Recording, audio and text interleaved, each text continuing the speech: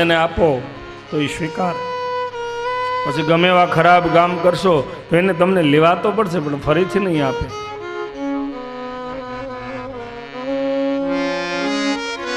તો આપણને પ્રશ્ન એ થાય કે આ કપડું મેલું થાય તો ધોવા સાબુ હોય, પાણી હોય, ધોકાવા માટે ધોકો હોય. દેહરૂપી કપડું મેલું થાય તો એને ઉજળું કરવા માટે શું કરવું? આમ તો એવું કહી શકાય કે 7 દિવસ સુધી જેના દેહરૂપી કપડા મેલા થયા હોય તો 7 દિવસ સુધીનો આ ધોબી ઘાટ છે, અહીં મફત ધોઈ દેવામાં આવે. મેલા હોય આવે.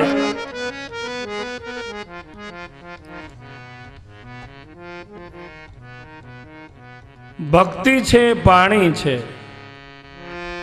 જ્ઞાન છે સાબુ છે, અને વૈરાગ્ય છે એ ધોકો છે. જેના જીવનમાં જ્ઞાન, ભક્તિ અને વૈરાગ્ય હશે એનું દેહરૂપી કપડું કોઈ દિવસ મેલું નહીં થાય. પણ આ ત્રણેયનો જન્મ કથામાંથી થાય. ભક્તિની વૃદ્ધિ કથા દ્વારા થાય, જ્ઞાનની વૃદ્ધિ કથા દ્વારા થાય, વૈરાગ્યની વૃદ્ધિ કથા દ્વારા થાય.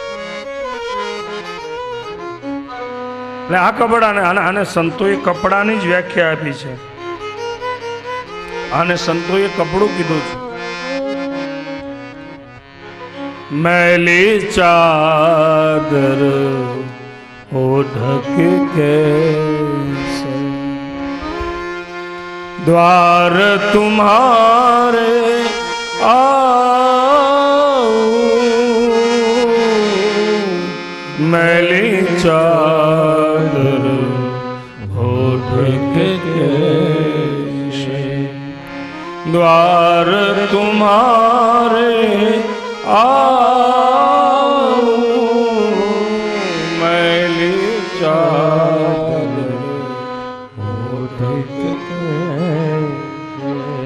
ભગવાન જીભ આપી કોઈ તારું કીર્તન ન કર્યું, તે મને હાથ આપ્યા કોઈ સત્કર્મ ન કર્યા, તે મને આંખો આપી કોઈ તારું દર્શન ન કર્યું.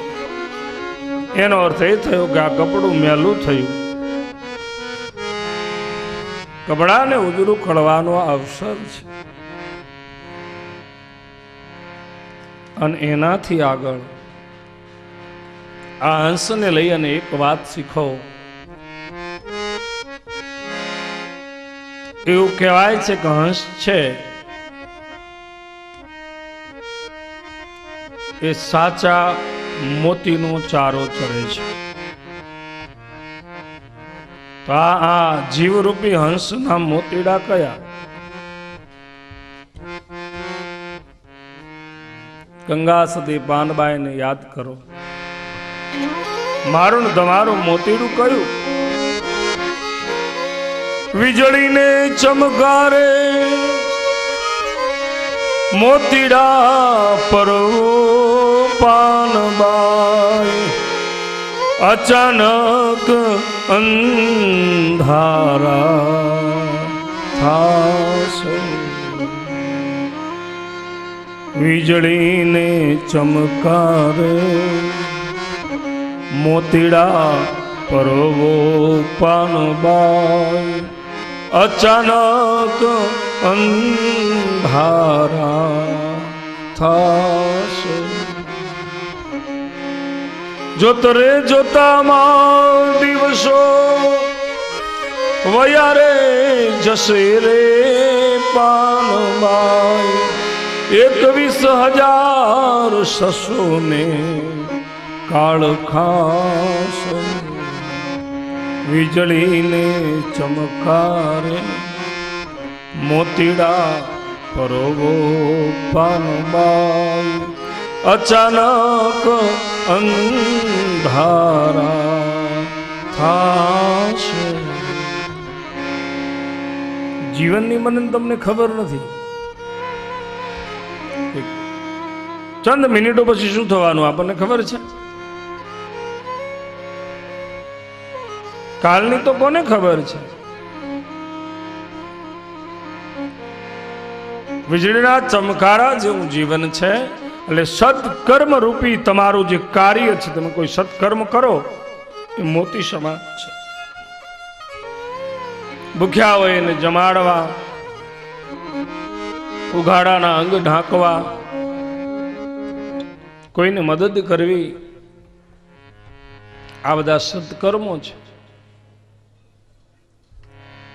અને આવા સત્કર્મો રૂપી મોતી જે હંસલો, જે જીવાત્મા ચણતો હશે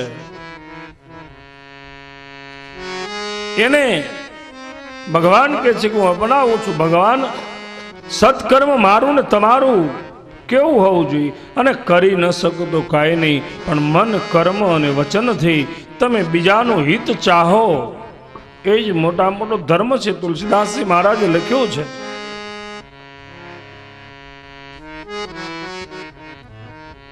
પરહિત સમાન ધર્મ નહીં ભાઈ, પરહિત સમાન ધર્મ નહીં ભાઈ, પર પીડા સમ નહીં અધમાઈ, પરહિત સમાન ધર્મ નહીં ભાઈ.